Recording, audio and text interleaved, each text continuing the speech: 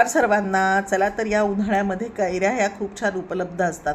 तर आज आपण या कैऱ्यांपासून जेवणात लज्जत वाढवणारी आणि तोंडाला चव आणणारी एक छान आंबट गोड अशी रेसिपी पाहूयात. ते म्हणजे कैरीचा मुरांबा किंवा साखर आंबा. यासाठी येथे मी तोतापुरी कैरे घेतलेल्या आहेत. कैऱ्या ह्या स्वच्छ धुवून घ्यायच्या आहेत, कारण काही त्याच्यावर चीक असतो. तो चीक पूर्णपणे स्वच्छ धुवून त्या छान कोरड्या काढून घ्यायच्या आहेत. त्याची मागची पुढची देठं काढून घ्यायची आहेत आणि आपल्या घरी जे साल काढायचं सालन असतं, त्या साल काढायच्या सालनीने त्या कैऱ्या छान अशा त्यांच्यावरची सालं पूर्णपणे काढून घ्यायची आहेत. कधी कधी सालासकट केलं तर ते एवढं छान होत नाही आणि तो साखर आंबा टिकतही नाही किंवा कडवट चव लागण्याची हे असते, लागू शकते.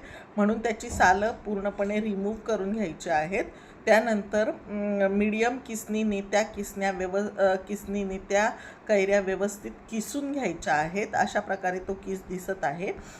आपण पाहू शकता मी सर्व दोन्ही कैऱ्या छानपैकी किसून घेतलेल्या आहेत. त्याच्यानंतर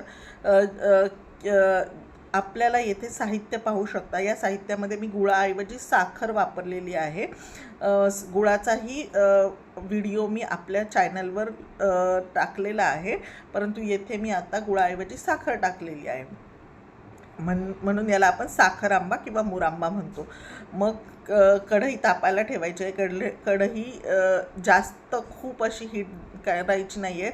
मीडियम गरम झाल्यानंतर 1 ते 2 चमचे तूप घालायचं आहे. त्याच्यावर दालचिनी आणि लवंग घालायची आहे. यांनी स्वाद छान येतो.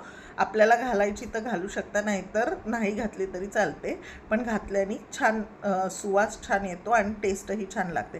त्यानंतर एका वाटीने तो किस मोजून घ्यायचा आहे. जेवढा कैरीचा किस असेल तेवढीच साखर टाकायची. म्हणून मी येथे 3 वाटी कैरीचा किस घेतलेला आहे. ती छान पाणी आटल्यानंतर 3च वाटी याच्यामध्ये मी साखर ॲड करणार आहे.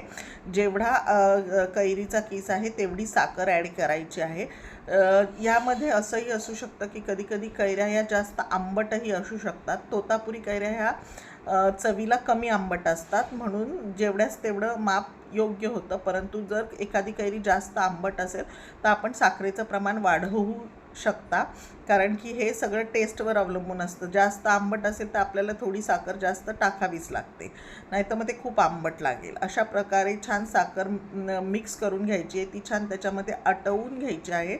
पूर्ण साखरेला जे पाणी सुटतं ते छान आटल्यानंतर अशा प्रकारे ते दिसतं, आपण पाहू शकता. त्यानंतर त्याच्यामध्ये वेलची पूड टाकायची आहे आपल्या आवडीनुसार आणि छान असं पुन्हा हलवून घ्यायचं आहे, एकजीव करायचं आहे. आपण पाहू शकता की किती छान ग्लेज आला आहे, त्याला चकाकी आली आहे. जेव्हा गुळांबा छान शिजतो आणि तो तयार होतो तेव्हा त्याच्यावर अशा प्रकारची चकाकी येते, म्हणजे समजायचं की गुळांबा छान आपला रेडी झालेला आहे.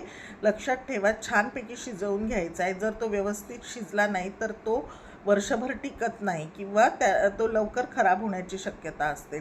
अशा प्रकारे आपण पाहू शकता किती छान त्याला चकाकी आली आहे. चकाकी आली की आपण समजायचं की तो रेडी आहे. अशा प्रकारे तुम्ही हा साखर आंबा करून बघा. मुरांबा हा वर्षभर टिकतो.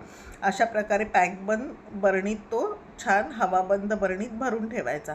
माझा व्हिडिओ आवडला तर प्लीज लाईक अँड सबस्क्राईब. अशा प्रकारे हा आपण एखाद्या वेळेस भाजी नसेल तर चपातीबरोबरही खाऊ शकतो किंवा तोंडी लावायलाही खूप छान लागतो. लहान मुलंही खूप छान आवडीने खातात आणि खूप टेस्टलाही खूप सुंदर लागतो. आपण नक्की करून बघा. हा सगळ्यांनाच खूप आवडेल. अशा प्रकारे तो हवाबंद बरणीत जर आणि पाण्याचा अंश त्याला लागून द्यायचा नाही कुठलाही. जर पाणी लागलं तर मग तो खराब होण्याची शक्यता असते. हवाबंद बरणीत तो वर्षभरही अशा कृतीने तो टिकू शकतो.